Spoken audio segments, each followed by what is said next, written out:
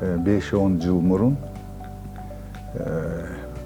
бизге мындай көрсөтүлгөн мамиле баягы өгөй балага көрсөтүлгөн мамиледе болуп калганбыз да. Көңүл бурулган эмес, айлык маяны аз, имараты итке минген абалга келип калган, ачыгын айтканда. Туура. 21-жылдан бери Садыр Нуркожоевич Улуттук Илимдер Академиясына 5 жолу келдик. Мамлекет тарабынан Илимдер Академиясына олуттуу көңүл буруу башталды. Мурдагы жылы биздин маянабыз 100% өстү, 26 унаа берилди. Бизге машина берип аткан кишилердин көзүн карасаңыз, жөн эле ыйлагыңыз келет да, эмне дегенде элдер ой, биздин машина турбайбы? Ой, биз дагы полега чыгып калабыз деп аябай чоң эме болду да мындай. Өнүгүүдөн дагы ичиндеги бир ички интригалардан күчөп кеткени, бармак басты, көз кысты кылып, тааныш билиштерди кызматка алуу деген Андай сөздөр айтылган, бул чындык. Бул чындык. Анан бир мүчө корреспондентке телефон чалсак, түкүрдүм силердин академияга деп айткан киши болгон. жасалма интеллект боюнча, азыр эми дүйнө ошол менен өнүгүп атат да. Илимдер Академиясы дүйнөлүк атаандаштыкка туруштук бериш үчүн Бул аябай мындай чоң суроо.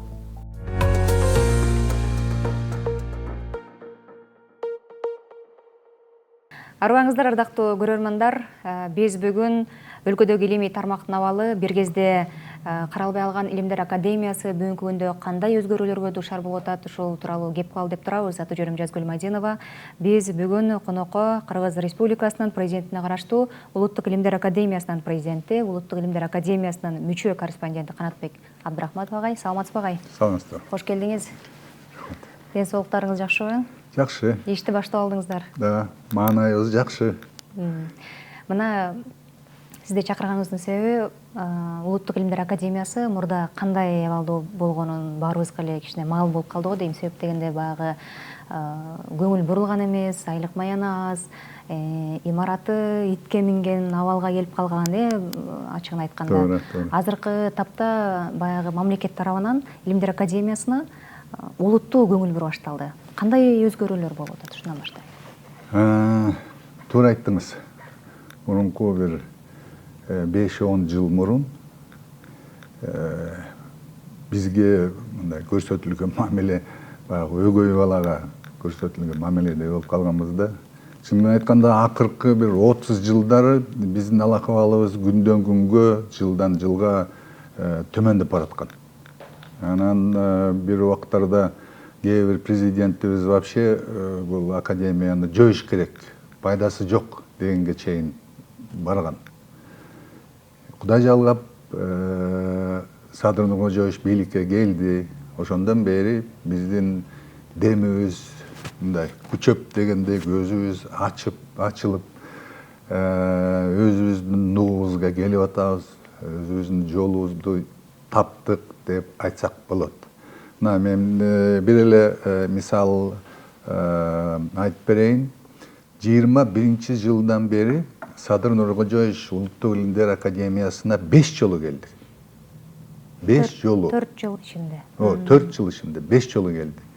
Бул деген аябай чоң бир көрүнүш деп айтсам болот. Себеп ошо бул киши негизинен балким ата-энесинен ошо бир айтылып калган сөздөр барго. Эй балам, ошо билим, илим деген, ал деген ар бир чоң өлкөнүн очогу, тиги уруу дегендей сөздөрдү угуп калып, ошондон бери менимче ошо негизи илимпоздорго өзүнүн эле мамилеси жакшы деп ойлойм. Андан кийин мына эми өзүңөр көрүп атасыңар, билип атасыңар. Мисалы, мурдагы жылы биздин маянабыз 100% өстү.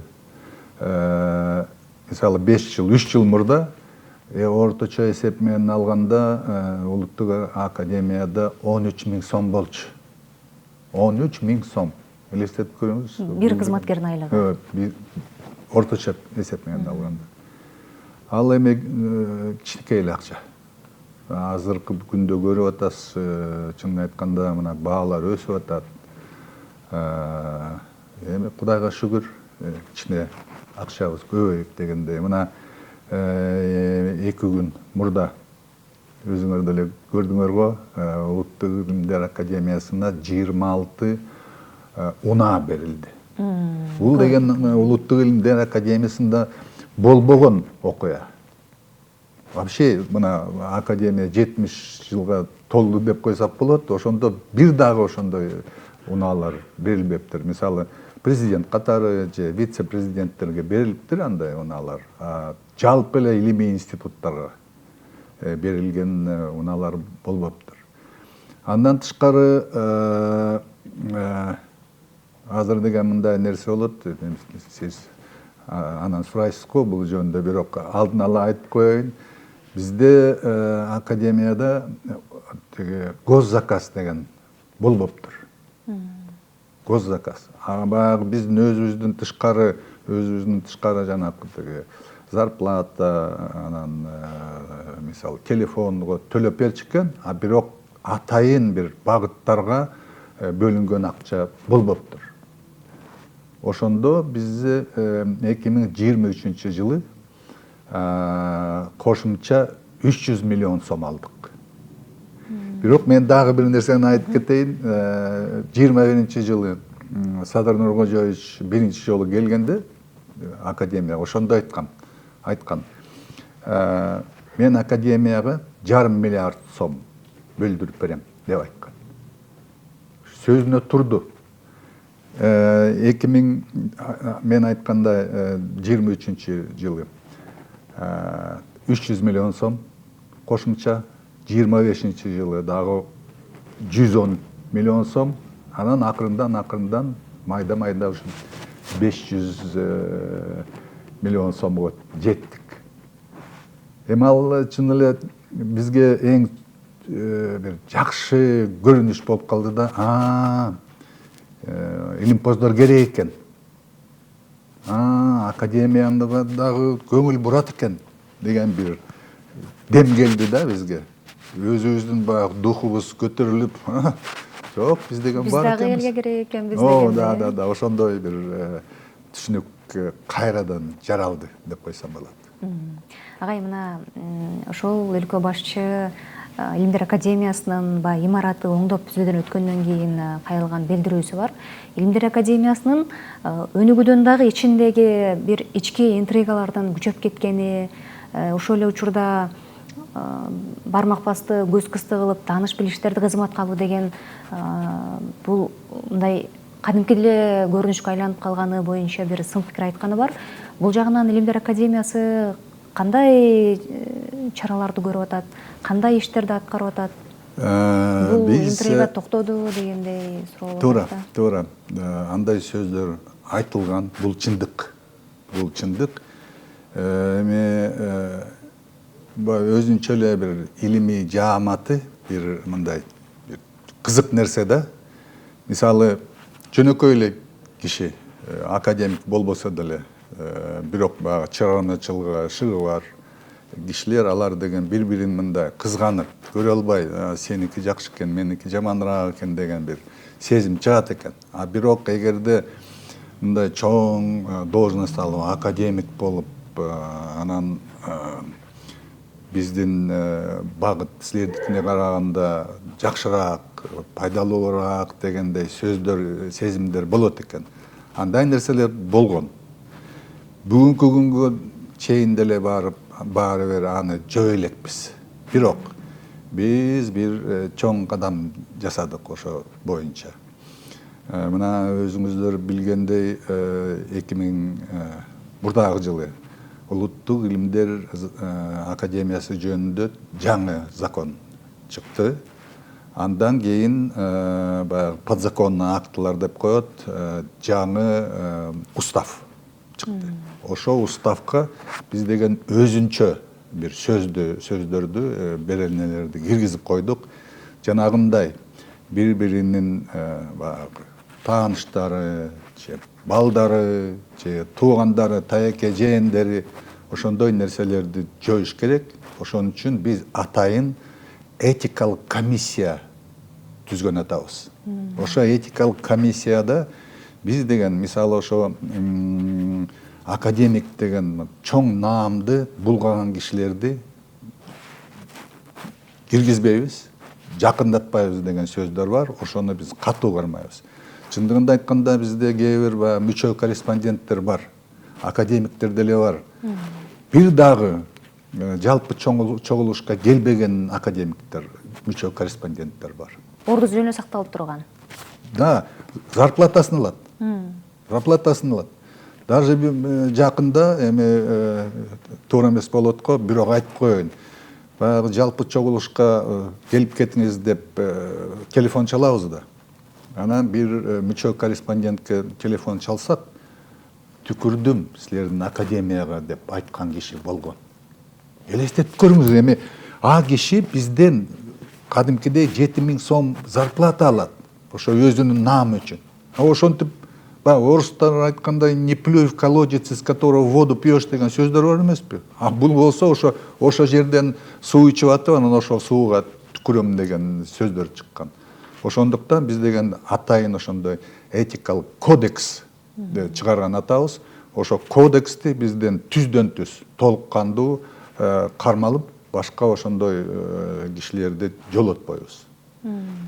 Мен ойлойм, ушундай бир катуу бир иш-чараларды өткөрсөк, академия жаңыланат, академия тазаланат. Агай, мына азыркы учурда академияда канча кызматкер иштейт? Баягы академиянын түзүмүн реформалоо боюнча дагы тапшырма түштү эле, экономикалык бир сунуштарды бергиле деген тапшырма берилди эле. Бул жагы кандай болуп атат? Азыр бул багыт боюнча дагы иштеп атабыз. Мындай мисалы катары айтып коеюн, совет убагында академияда 5000ге чейин киши иштечү кызматкерлер. Баягы илимий кызматкерлер, анан шопурлар деген ошо 5000ге жеткен болчу. Бүгүнкү күндө болсо 1547 киши иштейт академияда. 50%дай кыскарды. Жалпы саны. Жакынкы күндөрдө биз деген академиянын баягы управленческий аппарат деп коет го, аны деген кескин түрдө өзгөртөбүз.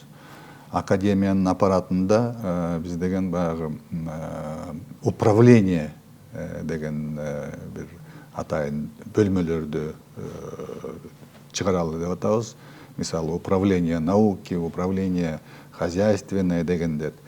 Ал ошо биздин эми бир чоң мекемелерде ушундай болот экен да, мисалы бирөөгө бир тапшырма берсең, ал дагы бирөөгө берет экен, андан ошо жайылып кетет экен, бирок тапшырмаң аткарылбай калат экен.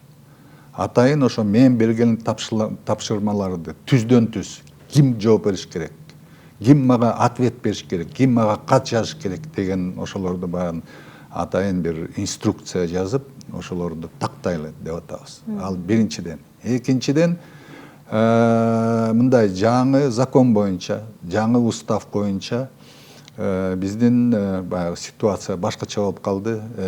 Мурун, мисалы мен президент катары академиянын жааматы менен баягы добуш берип дайындалчумун. Тиги эмеден өтчүмүн, выбордон өтчүмүн. Бүгүн Улуттук илимдер академиясынын президентинин эмеси Садыр Нуркожоевич менен дайындалат. Түздөн-түз. Түздөн-түз. Президент дайындайт. Президент дайындайт. Андан кийин, мисалы, мен болому же башка болобу, айырмасы жок дечи, мен президент катары бүт академиянын жетекчилерин, баягы илимий директорлор, илимий мекемелердин директорлорун өзүм дайындайм. Ошондо жанагындай орустар айткандай вертикаль власти деген болот. Эгерде Садыр Нуркожоевич менден сураса, мен түздөн-түз директорлордон, анан жанагы управлениянын жетекчилеринен сурайм. Эмне үчүн бул аткарылган жок, эмне үчүн мындай ката чыгып атат деген, мындай катуулап, кичине катуураак кармап дегендей бир сөз болот го. Ошондойго баратабыз. Ал биринчиден. Экинчиден, Азыр биздин баягы илимий жумуштарыбыз ичине башкача болгон атат. Баягы базовый финансирование деп коет, эми баягы зарплатабыз баягыдай эле калат. Бирок андан тышкары биз тиги биздин бийликке өзүбүзчө бир бул жылы биринчи жолу болуп атат. Бул устав боюнча улуттук баяндама. Бир жылда бири өтөт. Бир жылда бир улуттук баяндама лично Садыр Нуркожоевичке жазып беребиз. Ал деген чындыгын айтканда биздин Улуттук илимдер академиясында жыл сайын баягы жылдык отчет кылабыз. Бирок улуттук баяндама ал отчеттон айырмасы бар. Себеби биз ушул улуттук баяндамада аны эми биздин главнокомандующий окуйт да. А кишиге чындыкты айтыш керек. Кээ бирде мындай, ой, мен жакшы көрүнөйүн деп кээ бир баягы катачылыктарды жашырып, анан бул 5 болсо 10 деп айтып койгон деле мындай эмелер, көрүнүштөр бар да. Улуттук баяндамада биз анталбайбыз. Ошо улуттук баяндамада мына азыр мен бүгүн кол коём, бүгүн эле Садыр Нуркожоевичке жиберебиз. Анда бүгүнкү Кыргызстандын илиминин алакыбалы кандай? Күнгөй тескейи толук. Толук. Күнгөй тескей толук сиз айткандай. Эмне деген кандай жакшылыктары бар, жамандыктары бар. Ошондо деген биз деген так айтышыбыз керек. Садыр Нуркожоевич ошону так билишибиз керек. Бул деген ситуация чын эле момундай экен. Жашап турган эч нерсе болбош керек. Туура. Киши мына бул деген жакшы деп жаманды айтсак билиш керек да. Вообще реалдуу түрдө түшүнүп билиш керек. Ошондуктан дагы бир жолу кайталап кетейин, биз бул жылы биз ошондой теги баяндаманы бүтүрдүк. 36 барак болду. Ошондо биздин Кыргызстанда кандай багыттар өнүгүшү керек деген сөздөрдү айтылабыз. Кандай багыттарды балким ага деле азыркы күндө көңүл бурбай, көп акча бөлүнбөй, бирок эгерде биз деген жанагындай өнүккөн мамлекеттердин катарына турабыз десек, биз деген бул багыттарды өнүктүрүп, ошого баягы акчаны көбүрөөк бөлүш керек деген сөздөрдү айтабыз, айттык. Улуттук баяндаманы жазып атканда биз жыйынтык чыгарабыз деп атпайбызбы? Ошол жазып мына 1-2 күн ичинде кол коем деп атасыз. Демек жыйынтыктап калдыңыздар да анычы. Муну жазып атканда ушул акыркы жылда мындай өзгөрүүлөрдү бир көз чаптырганда өзүңүз ынандыңызбы ошол өзгөрүүлөргө? Эми бул жерде чындыкты айтышыбыз керек. Чындык мында. Биз бүгүн 5 жылдын арасында кескин түрдө илимди көкөлөт албайбыз. Себеп биринчиден, мына мен мындай мисалы жанагы жасалма интеллект деген бар эмеспи? Ошо бир күнү, 1-2 күн мурда мен жасалма интеллектке бир суроо бердим. Ошо Кытайдагы ошо бүгүнкү күндө илими ошончолук өнүгүп кеткен себеби эмне болду деп сурадым. Анан жанагы жасалма интеллект мага жооп берди. 1996 жылдан 2020 жылга чейин илимге 3299%га көтөрүлүптүр. Элестетиңиз, 3299 акчанын саны көбөйүптүр. А бизде болсо бүгүнкү күндө жанагы ички дүн продукциясынын 0,5% бөлүнөт экен. Илимге. Илимге. 0,5%. Даже 1% жок. Эми ошо акча менен кантип биз илимди көкөлөт алабыз? Кантип астыга жылдыра алабыз? Хотя бы мына 1%га жеткирсе, анда бир мен айткан жанагы тандалган багыттарды биз баягы астыга жылдыра алабыз. Анан мен дагы бир мындай мисал катары айтып берейин. Мисалы Европада жана Швейцария деген мамлекет бар да. Алардын баягы географиялык түзүлүшүн анан ордун карасак, Кыргызстанга окшош да, тоолуу өлкө. Анан бер жагын карасаңыз өнүккөн Германия, Франция, Италия, ошолордун арасында кептелендей болгон өлкө. Бирок Швейцарияны элдин баары билет. О, Швейцария, о, швейцарские часы, анан швейцарские ножи дегендер бар. Майдан нерселер жасайт, бирок бүт бренд болуп кеткен. Да, бренд болуп кетти. Алар түшүнөт. Мисалы, ой, бул жанагы сүттү сатсак жыргайбыз.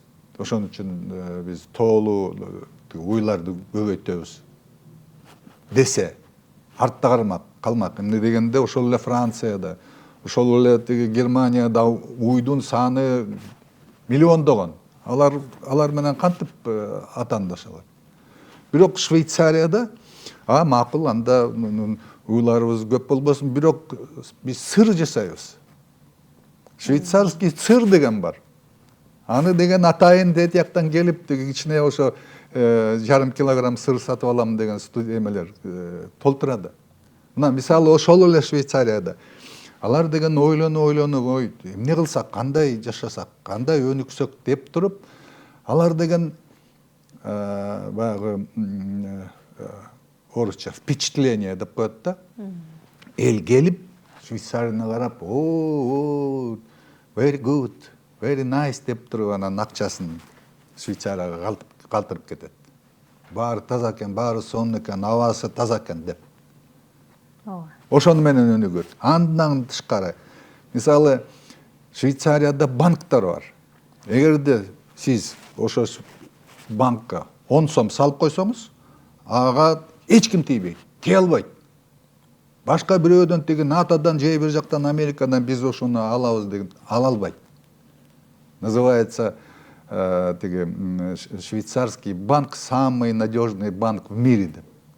Эми ал эле мындай баягы машина же сыр эмес да, жөнөкөй эле ошо банктын эмесин сатат алар.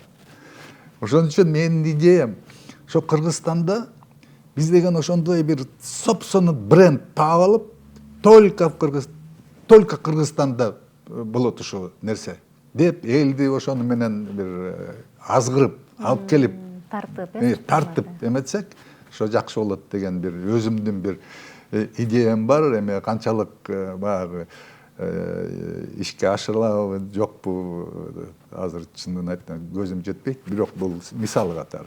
Агай, сыр болбосо ошондо эмнени чыгарайын деген идеяңыз кандай?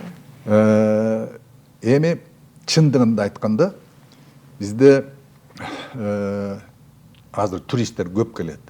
Мен бир эки араб менен эле Аларчага 1-2-3 жыл мурда баргам. Анан алар жанакы Аларча суунун боюна отуруп алып, рахаттанып, анан мага сурап атпайбы: "Канатбек, бул суу кайда кетип атат?" Бул ылдый жака кетип атат. Ошол жерден Казакстандан жоголуп кетет экен. Кантип жоголуп кетет? Ошондой бизге кереги жок, бул суу кете берет. Анан айтып атпайбы: "Ушундай таптаза, көк болгон суу мына мөңгү боо жерде эле турат, 1 километр аралыгында. Кантип кете жака жөнөлүп, текке кетип, кумга сиңип кетет турбайбы?" Ойбой дейт. Анан мен ошондо эле ойлогом, чын эле ошо баалабайт экенбиз биз өзүбүздүн сууларды. Тиги байкуш ошо арабтар, миллионерлер. Тиги жана океандан жасалган сууну ичет экен алар. Миллионерлер башка жерден алып келет, бирок карапайым эл. Анан бизде ысык көл бар. Баарыбыз жакшы көрөбүз ысык көлдү. Ой, бул деген кыргыздардын бермети, Тянь-Шаньдын бермети деп. Бирок карап көрсөңүз, мисалы кээ бирде мындай мактанып айтып калат да: Ысык көлгө 3 миллион турист келдик. Ой, сонун жакшы, байып атабыз. А бирок ысык көл бул деген ысык көлдөн суу чыкпайт да. Только кирет. Илгери эмес, бир 10 жыл, 20 жыл мурун 88 кичинекей чоң дарыялар кирчү экен. Бүгүнкү күндө 32. Калгандары жоголду. Себеп мөңгүлөр жоголуп атат. Климат өзгөрүлдү, мөңгүлөр жок, суу жок. Ага карабастан бүгүнкү күндө бизде давайте дагы туристтердин санын көбөйтөлү. А бирок макул көбөйтөлү. Канчага? 10 миллион болобу? Ой, болсо болот. Көбүрөөк болсо жакшы. Хорошо, 20 миллион алып келсе болобу? Мага бүгүнкү күндө Улуттук илимдер академиясы катары бир дагы киши айта элек. Жок. Мисалы, ысык көлгө жыл сайын мисалы 10 миллион турист келсе бүттү, ошону менен чектелиши керек. Ашыкча кирбеш. Ашыкча кирбеш керек. Себеп дагы айтып атам, бул деген кичинекей эле көл. Бизге чоң көл көрүнөт, бирок кичинекей эле. Мына ошондуктан биз деген ошону бүгүнкү күндө ошондой бир атайын бизде илимий институт бар, суу көйгөйлөрү жөнүндө. Ошого тапшырма бергенбиз, ошону изилдегиле деп. Экинчи, мен билгендей Чолпон Атада, Караколдо, Балыкчыда жанагы очистительный сооружение бар. А калган майда чүйдө шаарчаларда жок. Ошо бизден калган калдыктар түздөн түз көлгө кирип атат. Мындай жыл сайын карап көрсөк, антропогендик фактор деп коет, ошонусу көбөйүп атат. Суунун көлөмү, составы башкача болуп калды. 10 жыл, 20 жыл мурдагы суу, мен өзүм көлдүкмүн, Кашсайда төрөлгөм. Анан илгери кичинекей бала болуп туруп биз деген баягы балык кармаганда барып, балыкты кармайсың 5-6, 10, 20. Анан орусча айтканда уха. Ошо көлдөн алып алып, очокко коюп алып, ошол жерде эле бышырып жечүбүз. Ошо суу ошого ылайык болчу да. А бүгүнкү күндө анта албайсың. Суунун баягы эмеси, даамы такыр башкача. Өзгөрдү. Эскин түрдө деп айта албайм, бирок өзгөрдү. Ал азыр мен мындай акырындан ошо экологияга жакындап атам да. Көлдүн экологиясы начарлады. Мына мисалы азыр деген жанакы тиги зеленые водоросли деп коет. Ошолор кескин түрдө көбөйдү. Суунун астында. Ал деген эң жаман көрүнүш, бул деген жанагы антропогендик фактор аябай күчөдү деген белгиси. Ошону ошо менин оюмча, мына эгерде ошону азыр изилдебей, жанагы туристтерди миллиондоп киргизсек, бир 30-40 жылдан кийин ошо көлгө мындай үстүнөн карасак болот, бирок ал көлгө түшө албайсың. Сасык бир орусча айткандай бир саз болот, болото болуп калат. Эгерде азыр көңүл бурулбаса. Биз ошону баарыбыз кыргызбыз. Ошону бул деген Тянь-Шаньдын, кыргыздардын бермети деп туруп баарыбыз бир туруп, давайте ошону бир сактап алалы. Мына мен көргөм ошондой нерсе. Менин неберелерим, чөбөрөлөрүм көрбөй калабы деген коркунуч бар. Ошондуктан ошо проблеманы дагы мындай ачык айтып, Садыр Нургулжевичке жеткирип, тиешелүү министрликтер менен биргеликте ошо проблеманы чечип иштейли деген чоң сунуш бар. Агай, мына ушул изилдөө боюнча айтып калдыңыз, академиянын алдында мен билгенден бир 20га чукул илимий институт бар болчу. 19, Алардын тагдыры эмне болду? Кадрлар жөнүндө сурап атасызбы? Институттар бар. Иштеп атат. Баары иштеп атат, 19 институт бар. Андан тышкары жакында эле, мурун 18 болчу, жакында жаңы институт ачтык. Кыргыз тилин институту. мурун жок болчу.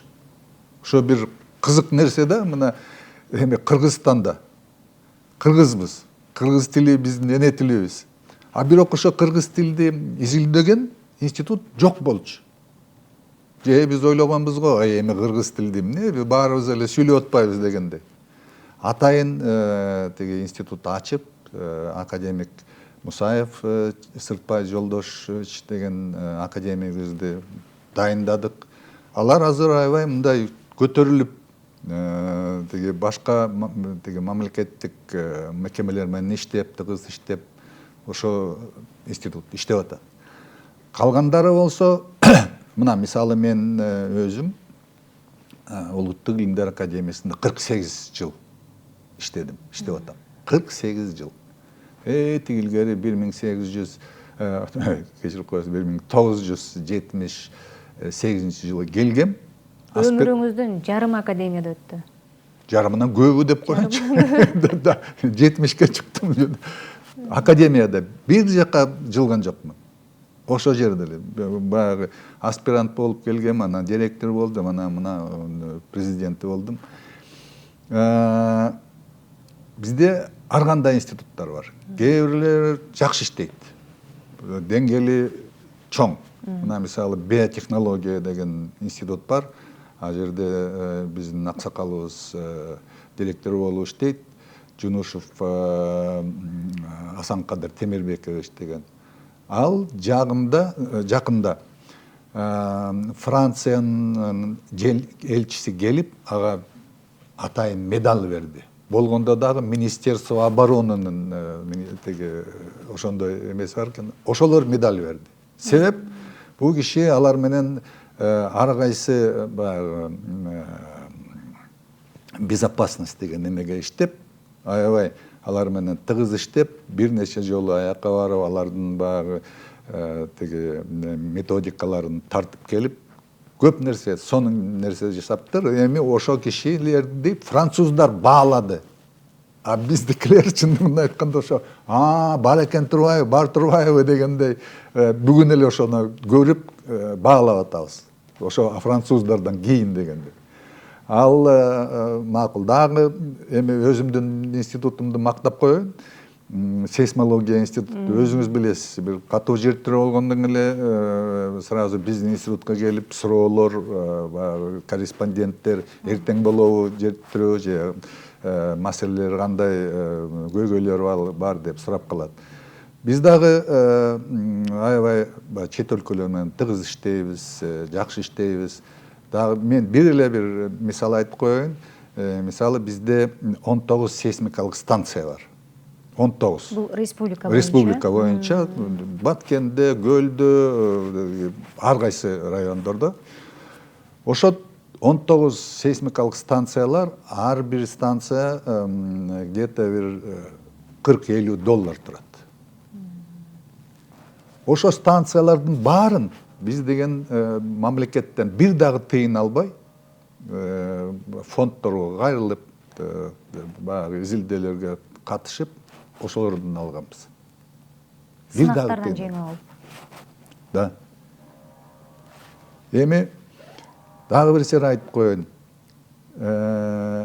Ар кандай нерселер бар да, мисалы чоң семьяда кээ бир балдарың сразу эле баарын түшүп мыкты балдар болот экен. Кээ бирлер мындай баягы мен тиги койчу болом деген дагы балдар бар экен. Ар кандай да, ошо академияда эле ошондой. Кээ бирлер мындай мыкты, мындай зыркырап турган институттар бар, а кээ бирлер араң-араң. Эми аларды деле мындай баягы башкача жамандаган эмем желанием жок дегилечи, бирок мен ойлойм, убак келгенде мына турмуш өзү көрсөтөт. Кайсы институттар калыш керек, кайсыларды акырындан жөөш керек деген ошого дагы барабыз деп ойлойм. Агай, мындай туптамырынан реформа кылганга күч жетпей атабы же кандай болуп атат? Ошо кескин түрдө реформа жасаш үчүн жанагындай биз деген маанилүү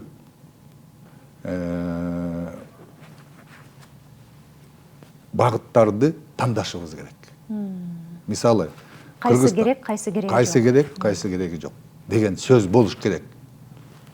Түз. Мына кечирип коюңуздар, бул институт жөн эле мамлекеттин акчасын жеп атат. Ошондуктан эми кечирип коюңуздар, барып университетке сабак бересиңерби же пенсияга кетесиңерби, бирок сиздердин институттарды жабыш керек. Эми калп эле мамлекеттин нанын жеп мындай тияка акырын жүргөн институттар деле бар. Анын аттап айтпай эле коеюн. Бирок келечекте ошондой тиги келишимге, ошондой решенияга келебиз. Агай, мына эми өзүңүз айтып калдыңыз, жасалма интеллект боюнча, азыр эми дүйнө ошол менен өнүгүп атат да. Илимдер академиясы дүйнөлүк атаандаштыкка туруштук бериш үчүн эмне кылыш керек? Бул аябай мындай чоң суроо, чоң маселе деп койсом болот. Мына мисалы бүгүнкү күндө ошо дүйнөлүк искусственный интеллект деп атпайбызбы? Ошондо Кыргызстандан чыккан программа барбы? Бүт программалар, ушу бүт жана платформалар деп коет го, бүт баары Европадан, Америкадан чыккан платформалар. Биздин өзүбүздүн Кыргыздын платформасы жок. Ошондуктан биз азыр ошо бул деген баягы убакыттын талабы. Ошону менен иштешибиз керек, иштейбиз сөзсүз түрдө. Бирок мага мен бир коркунучум бар да, бара-бара биз өзүбүз жөн эле бир башка өлкөлөргө, башка идеяларга мындай жем болуп атабыз да. Эме катары мына тиги мисалы сейсмологияда бизде 100 миңден көбүрөөк данныйлар бар. Аларды бирөөгө данныйларды берип коюп, большие данные деп коет, берип коюп, өзүбүз ошо биз топтогон нерселерди пайдалана албай атабыз. Ошондуктан эми баарыбыз ошол жака баратабыз. Мына кичинекей балдарды карап карасаңыз, студенттер, алар өзүлөрү ойлобой калды. Оңой эле экен да. Бирдеме болсо, бир суроо берсең студентке, ал деген Алиса, помоги дейт экен, Алисанан та деп айтып берет экен баарын. Ошону менен өзү, мен дагы бир мисал айтып коеюн, базарга барып 1 килограмм помидорун, 1 арбуз алдым да. Анан жалпы мындай санап көрсөм 160 сом экен. Анан тиги жаш эле бала, канча болду десем, азыр байке деп турган. Оозум ачылып калды. Не болду десе, азыр дейт, калькулятор менен санап коюн дейт. 160 сомду бу жерден мээси менен санай албай калды. Биз ошого баратабыз. Ошого баратабыз. Ойлонбой калдык. Ойлонбой, ошонун бир коркунучу бар. Чын эле, да, ура деп ошого баарыбыз кирип кетсек, өзүбүздүн иденттүүлүгүбүздү жоготобуз деген бир коркунуч бар. Бирок биз мисалы бизде азыр жаңыдан атайын ошо тиги жасалма интеллект менен иштеген центр ачканбыз. Тилекке каршы азыр ал центр жакшы иштебейт. Себеп ага дагы чындык айтыш керек. Биздин окумуштуулар бүгүнкүгө чейин ошо интеллектти жакшы пайдаланганды билбейт экен. Аны эми мына мисалы жакында мага бир диссертация алып келди. Канат Эрмекович, буну окуп берсеңиз десем, жакшы диссертация экен. Анан бияга карасам, бирок бирдемеси бир түз эмес да, бирдемеси түшүнбөй атам эмнеси. Анан мага айтты, бул деген жасалма интеллект менен жазылган диссертация деп. Бирок мындай түзүлүшү, баягы ичиндеги ссылкалар бүт баары орусча айтканда как положено. Анан мен дагы бир коркунучум, жакында диссертациялар, илимий аңгемелер ошо биздин окумуштуулар менен эмес жасалма интеллект менен жазылып калат го деген коркунуч бар да. Ошого баратабыз акырында. Бирок дагы бир жолу эгерде ошондой болуп калсак, биз кыргыз болгонубуз мындай өзүбүздүн сүрөбүз өзүбүздүн бети менен тили менен кыргыз болууда мээ менен европеец болуп калабыз деген бир коркунуч бар да. Бирок баары акыркы чечимди адам өзү кабыл алат да. Туура. Бирок даже ошо акыркы чечимди деле тигилер баягы кеңеш берип атат да. Эгерде мындай 5 чечим сиз өзүңүз тандасаңыз болот, бирок мунусу жакшыраак деп алар ошо кеңеш берип атат. А эгерде биз жанакы ойлонбой калсак, ишенебиз ага. Бул билет эми деп. Мына мисалы азыр илгери Кыргызстанда шахматты аябай ойночу. О жөн эле Советтер Союзунда аябай чоң мода болчу. Элдин баары бул Парк Панфилова десең, карасаңар 20 телефон жок болчу. Азыр болсо тиги баягы чемпионаттарда ким бизде бир чемпиондор бар эмес беле? Алар компьютер менен ойноп уттуруп атат. Уттуруп калды. Ошо шахматтын мындай акырындан эмеси баркы кетип атат да. Бирок шахматта ойлош керек болчу да. Эл ойлонбой калды. Андан көрөчү, бул ушу шылдап коелучу, шылдап коелучу ушу жасалма интеллектке. Ал билет. Бизден көбүрөөк баягы варианттарды тияка буяка жасагандарды билет. Деп ошого баратабыз да. Агай, анан ушуга эле улай. Жаштар жөнүндө сөз кылып калдыңыз. Улуттук илимдер академиясына жаш кадрлардан тартылбай калганы боюнча айтылат да. Азыр ушул кадрдык резервди түзүү боюнча иштер аткарылып атабы? Сиз дагы жашсыз да. Мына эми өзүңүз ойлоп көрүңүз. Айтып атпайм, bir жыл мурда орточо эсеп менен алганда биздин маянабыз 13 000 сом болчу. Азыр 25 болуп калды. Бирок ошентсе деле 25 000 бир айда ал деле эң эле кичинекей акча. Азыр мындай баш иштеген жаш балдар академияга келбейт. Себеп агай эми мен семьям болот, балдарым болот. Мен 25 сомго кантип жашайм? Эчтекеге жетпейт. Даже менин уборщицаларым бар ошо академия. Алар башка жактан бир кафеден дагы бир 2-3 жылдан кафеден дейт, мен 20 000 алам дейт. Келип туруп 2 саат иштейм а жерде. 20 000 алам дейт. Анан 3 жерден иштейм дейт, 60 000 теги бияка 2 саат, тияка 2 саат, 6 саат иштеп 60 000 алам дейт. Мен президент болуп алып мен деле ошончо алат экенмин. Ошон үчүн бул аябай чоң көйгөй.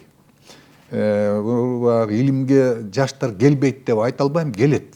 Мындай кызыккан жаштар келет экен да. Мисалы сейсмологияда ага бир жаш кыз келди.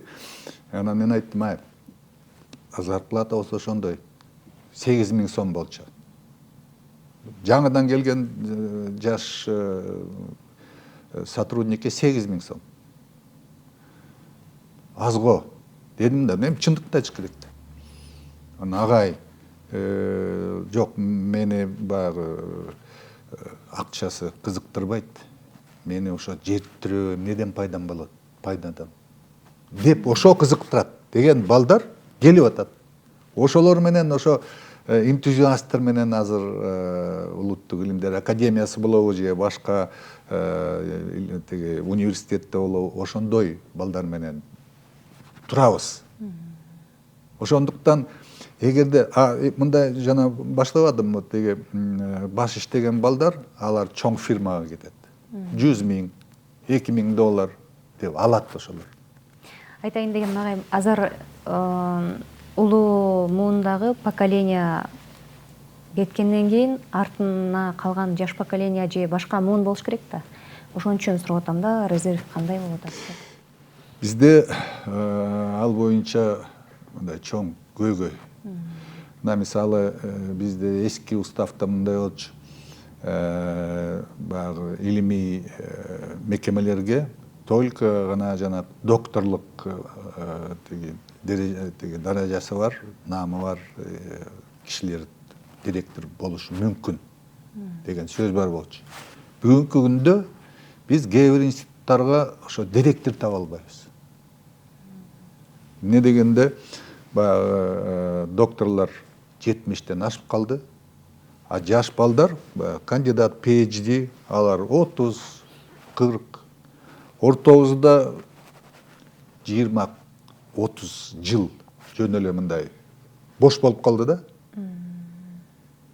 Ал деген эми чындыгын айтканда 30 жыл мурун илимге баары качты илимден. Зарплата жок. Кепкинедей зарплата. Кичине баш иштегендер барып бизнесмендер болуп калды. Кээ бирлер Россияга же акчасы көбүрөөк жака кетти. Мисалы орустар, еврейлер ошолорго ооду. Бизде ошондой бир бош орундар калып, ошондуктан эми бул чоң көйгөй. Мына мисалы биз кетсек, биз кетебиз да. Эртең бүрсүгүнө 20 жылдан кийин баарыбыз эле тиги дүйнөгө барабыз дегендей. Кудайым өзү кечирсин.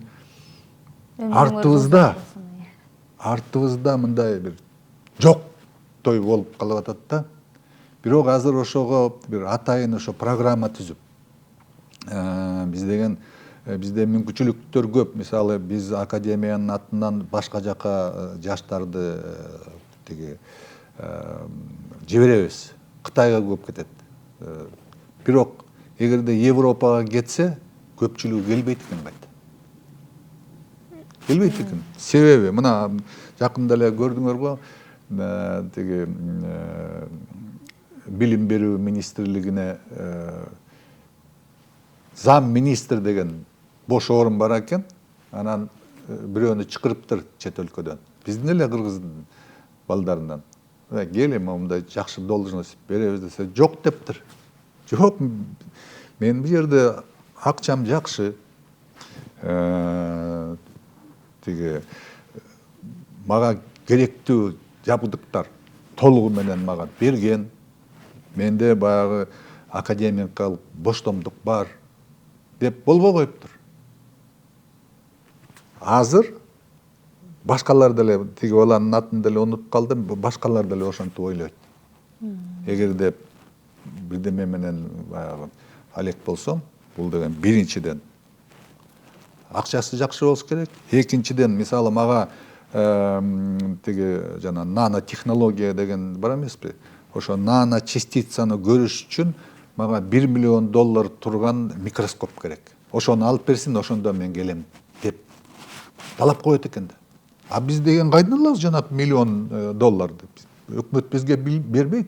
Биз бүгүнкү күндө ага чейин ошо деңгээлге келе элекпиз. Ошондуктан ошондой бир чоң көйгөй. Аны менен ошо балдарыбызды тияка жиберип, бияка жиберип, үйрөнтүп, анан кыргыз эмеспизби?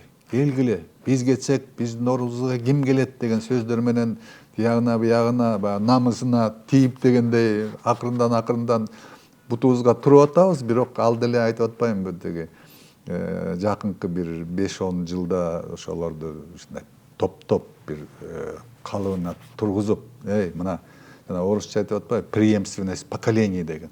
Ошону баягы өзүнүн жаңы нугуна тургузуп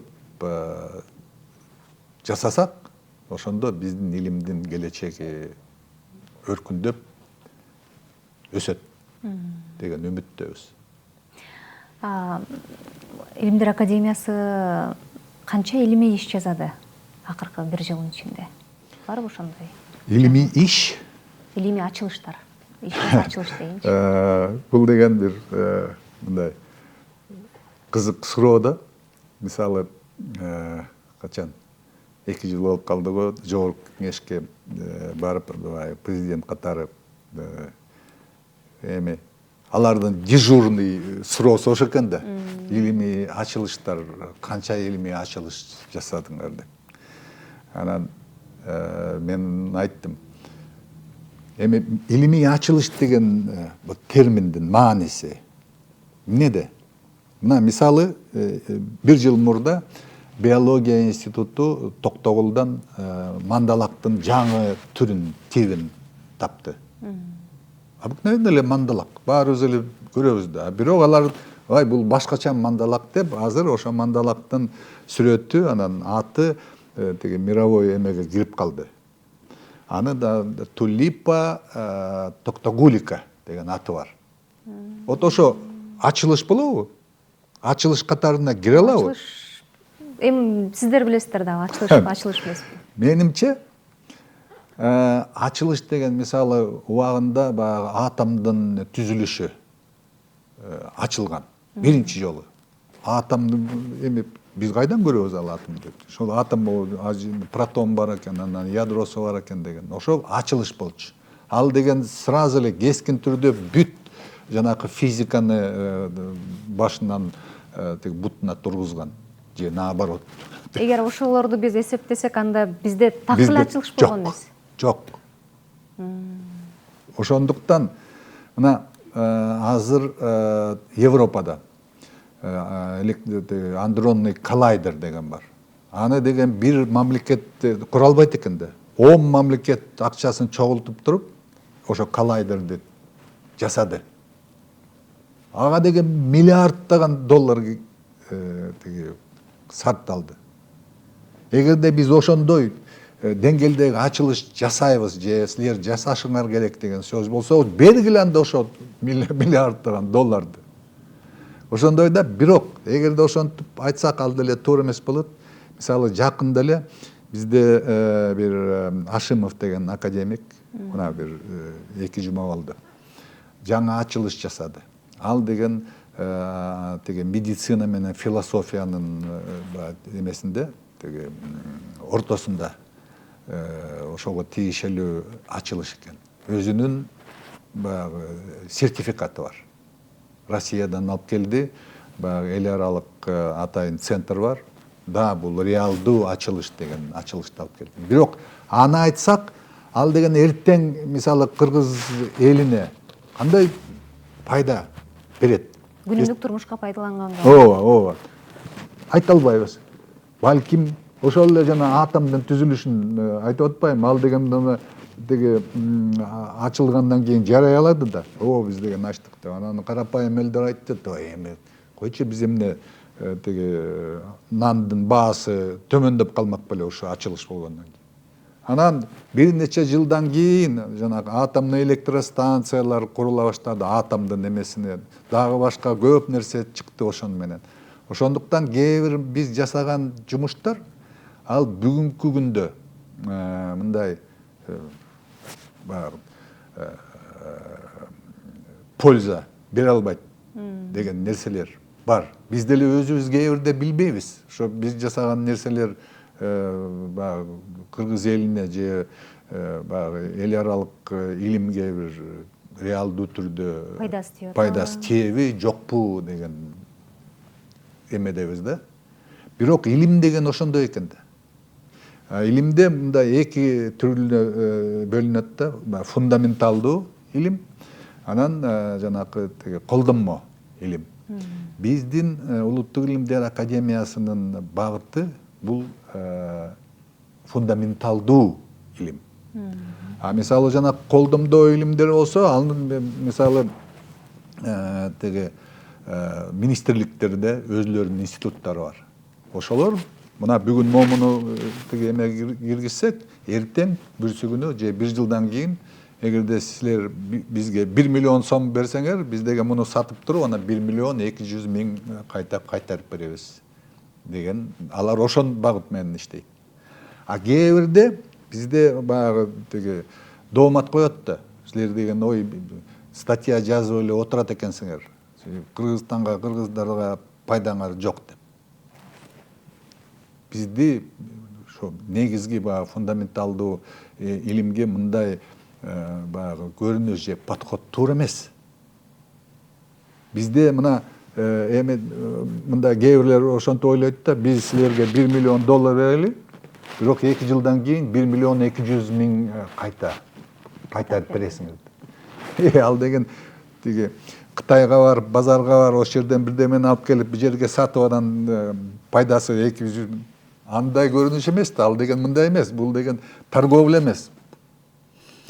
Деп ошону дагы кээ бирде мындай биздин жетекчилерге дагы ошону айтып, түшүндүрүп көп убакыт келет да.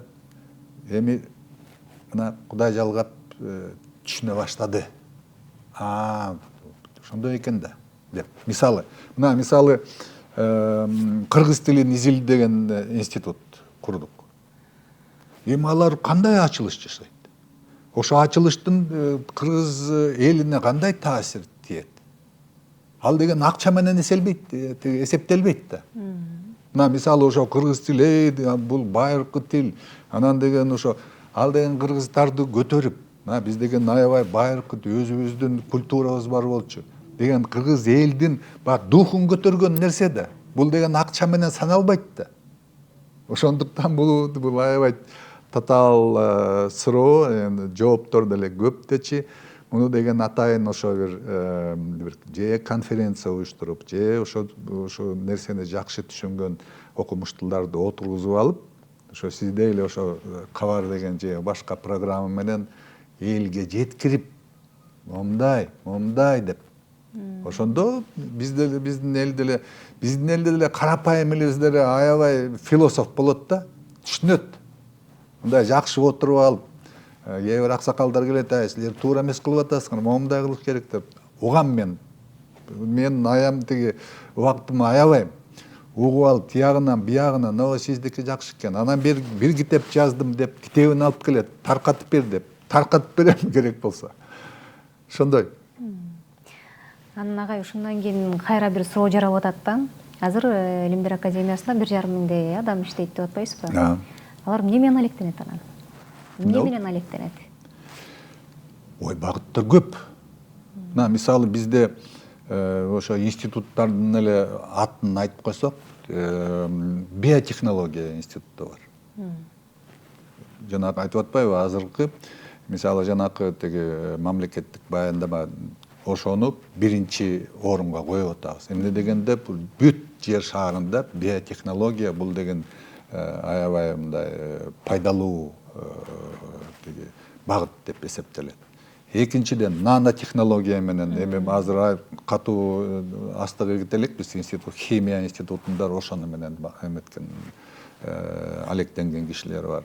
Сейсмология институту, физика институту, геология институту. Мисалы геология институтуна жакында эле Адылбек Алешевич келип, карап, анан өзүнчө баягы тиги протокольный поручение берип кетти. Ошо геология институтунда тиги жанакы динозаврдын жаңы түрүн чыгарды. Ал киргизский динозавр болуп калды. Оказывается, башка жерде жок экен да. Анын тиги ал деген 160 миллион жыл мурун ошо биздин жерибизде жүргөн динозавр экен да. Башкаларга окшош эмес экен. Ошо динозаврды эми аны чоң эмеге атайын же исторический музейде болобу, же башка жерде болобу, өзүнүн баягы тиги эмесин жасап коелу деп атабыз. Ошого тапшырма берди Адылбек Алешевич. Давайте жардам берели деп. Андан тышкары а жерде бир биздин жерде глауконит деген минерал көп экен. Кескин түрдө көп. Ар кайсы жерде бар экен.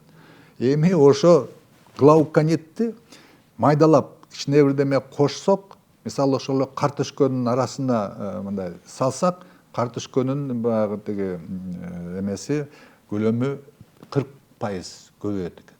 Же ошону эле уйларга берсек, мисалы ошол бир баягы кыргыз уй деп коелу, тоодо жүргөн уйлардын сүтү 40-60%га чейин көбөйөт экен.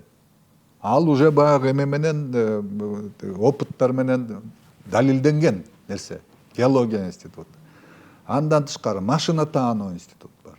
Эгер далилденген болсо, эмнеге коомчулук пайдаланбай атат? Аны деген бир эме бар да, бизде эме окумуштуулар бар да. Алар деген ойлойт экен, ал деген мен муну чыгарсам, калганы менин ишим эмес. Аны деген мамлекет жасаш керек деп отура берет экен да. Мисалы ошол эле геологдор чак эле чыгарган муну 5-6 жыл мурун. Отура берет, анан бирөө келип акча берсе же макул мен жасайын десе, көргөзүп берели. Ал туура эмес экен да. Ошондой нерсе менен өкмөткө чыгып айтыш керек экен. Да, мына момуну. Азыр ошентип калдык. Мына биздин багыбыз ачылып, биздин өлкөбүз дагы көтөрүлүп атпайбы? Кескин түрдө жөн эле көрүп атпайбызбы? Бардык жерде жолдор, үйлөр, көпүрөлөр курулуп атат. Ошондуктан азыр ошо өкмөт дагы бизге көңүл буруп, силерде барбы бирдеме? Давайте жөн эле үйлөрдү кура бербей, силерге дагы жардам берели деп мына адыл эле өзү келди, карады, теги распоряжение берди. Жакында алар өйдө чыгат деп болсок. Мына мисалы дагы бизде жана суу көйгөйлөрү, жана гидроэнергетика институту бар. Ал деген биздин Кыргызстанда бир эле ошондой институт бар. Суу көйгөйлөрү бизге мисалы Кыргызстанга ошо бүгүнкү күндөгү тиги мөңгүлөрүбүздүн көлөмү канча жылга жетет? Мына суубузду эле билесиңер го, сиз Бишкекте жашайсыз да. 1-2 жыл мурда кээ бир райондорго суу жетпей калган жайында. Анан элдин баары кандай? Биз толтурабыз да суунун боюнда турабыз деген мындай түшүнүк бар экен да. А мындай карасак, оказывается, азыр деген баягы тиги бир пикте турабыз да. Эмне дегенде жанагы глобалдуу жылуучулук, потепление болуп атпайбы? Ошон үчүн мөңгүлөр азыр чоң суу берип атат. Бирок 30 жылдан кийин, 20 жылдан кийин бүттү. Мөңгүлөр жоголот, суу азаят. Ошо суу азайгандан кийин биз кайдан алабыз сууну? Кантип жашайбыз? Азыр ошол эле Бишкектен карасаңар, ары кайсы жерлерде жөн эле баягы жаандан кийин тиги козгарындар чыгат го. Бүгүн эле жок болчу, карасаң килдеген микрорайон 30 этаж, анан 40 этаж микрорайондор тиги курулуп калбадыбы? Ошолорго суу жетеби 30 жылдан кийин? Деген ошо суроолорду изилдеген ошо атайын институт бар. Андан тышкары айтып атпайм, 19 институт, 19 багыт боюнча иштейбиз.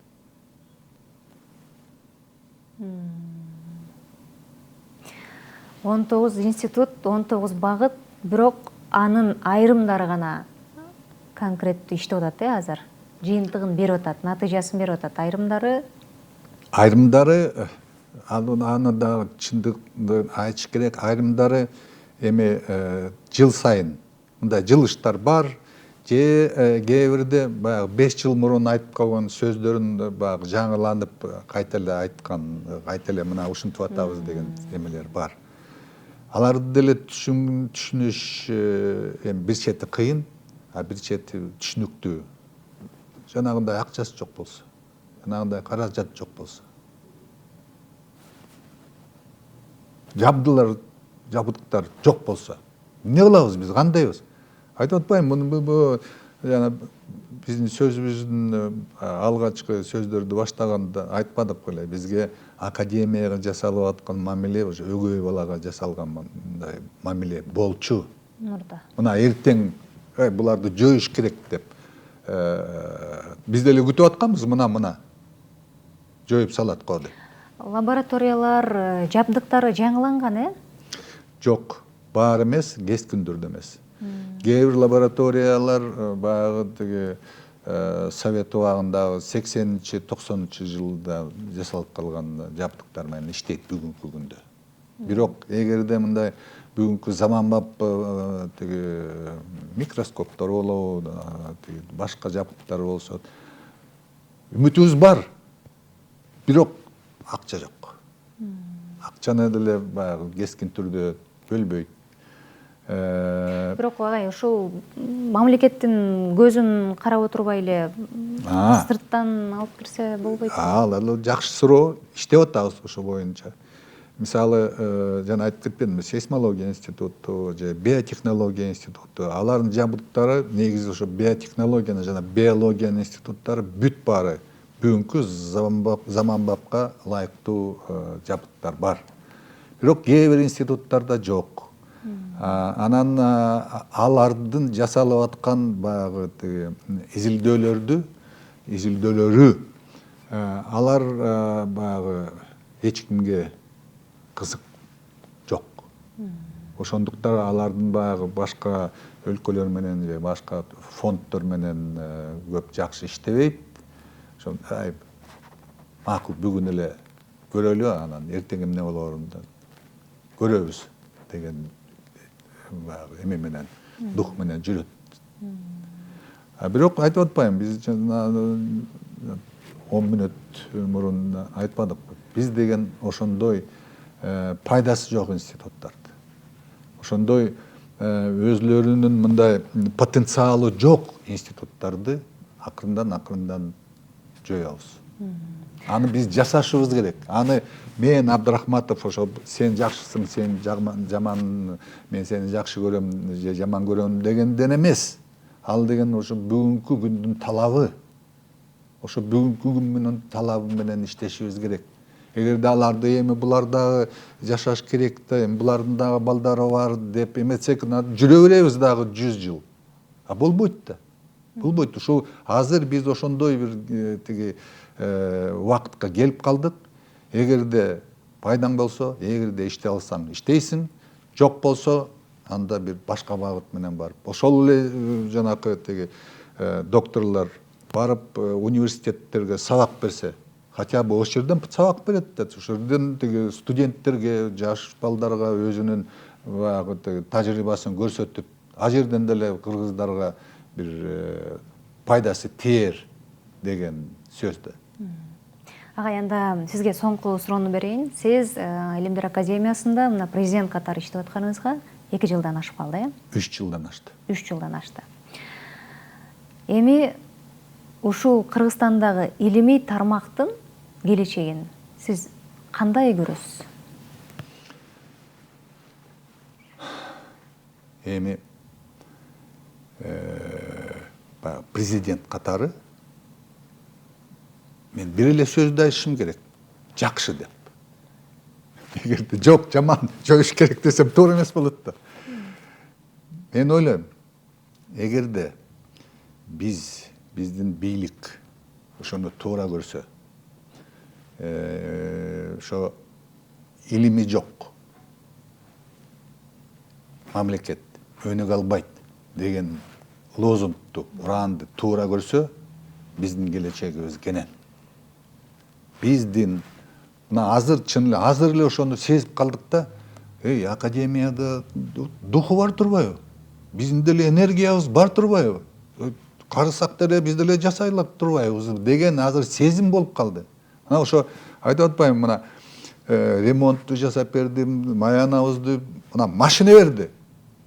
Ошондон кийин сиз деген жанакы бизге машина берип аткан кишилердин көзүн карасаңыз, жөн эле ыйлаңыз келет да, эмне дегенде элдер, ойбой, биздин машина турбайбы? Ой, биз дагы полега чыгып калабыз деп аябай чоң эме болду да, мындай. Духубуз көтөрүлүп, өзүбүздү мындай бактылуу сезип калдык десем болот. Себеп мындай ыңгыраны, эртең кетет экенбиз, бүрсү күнү жаап коет экен деген сезимден азыр биз дагы бар турбайбызбы? Бизге дагы маани берет турбайбы деген сезимге келдик биз. Ошондуктан менин сөзүм, бизде келечек бар. Сөзсүз түрдө жаман болобу, жакшы болобу, бирок биз деген ошого барышыбыз керек. Бул деген убакыттын талабы, дагы бир жолу айтып коеюн. Мен эмес, башкалар келет. Түшүнүгөн, жакшы билген, илимге өзүнүн өмүрүн салган дегендей келет, обязательно бар, андай жаш балдар бар, андай жигиттер толтура. Бизге дагы жакында эле бир жигит келди, өзү PhD экен. Идеялар сонун экен. Жөн эле мындай ачык көз менен тиги көрүп тургандай айтат да. Мен таң калып калдым. Канчадасың десем 25-темин дейт. 25-те сенин айткан сөздөрүң кээ бир академиктердин тиги артык сөздөрдү айтып атасың. Түшүнүп, баарын билип, көзүң ачыктай айтып атасың. Кел менин ордума дедим. Ошондой. Не деди анан? Уялып кетти. Чындыгын айтканда, керек болсо ошондой балдарга биз деген өзүбүздүн ордубузду бошотуп бергенге 100% даярбыз. Агай, анда сизге рахмат. Бүгүн илим тармагында абдан сонун ачылып сүйлөп бердиңиз да. Ишиңизге ийгилик каалайбыз. Убактыңызды атайын бөлүп бергениңиз үчүн, эми сиздерде азыр убакыт тар экенин жакшы билебиз, бирок ошого карабай атайын келип бергениңиз үчүн ыраазычылык билдиребиз. Бизде конокто Кыргыз Республикасынын президентине караштуу Улуттук илимдер академиясынын президенти, Улуттук илимдер академиясынын мүчө корреспонденти Канатбек Абдрахматов болду. Ушуну менен көрсөтүүнү жыйынтыктайбыз. Саламатта туруңуз.